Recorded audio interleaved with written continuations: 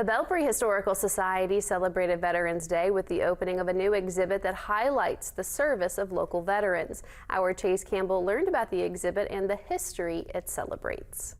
A new exhibit at the Belpre Historical Society Farmers Castle Museum celebrates and commemorates local veterans. According to Museum Vice Chair Bob Mellon, they intend for the display to highlight the service of veterans from Belpre and the broader Mid-Ohio Valley.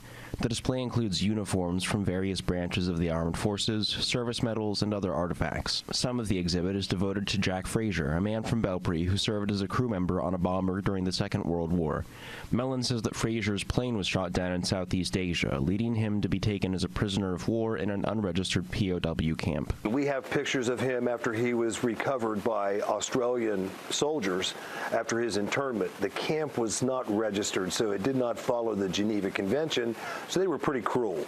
And you can see the wear and tear on his body from the pictures that were taken. Other parts of the exhibit focus on Betty Hutchinson, a woman Mellon describes as a Rosie the Riveter figure who lived in Belpre and worked at a shovel plant in Parkersburg during World War II. During that time period, she would walk across a bridge, pay 5 cents, and walk across a bridge in high heels to go to work to be able to make money.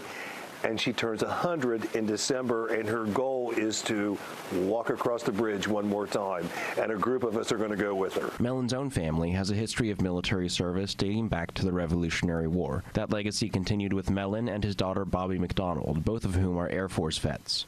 Both shared what that legacy of service means to them. For me, it was service to country, because when I realized that college was not an option, and I thought about the different things that I wanted to do in my life, and I wanted to see the world.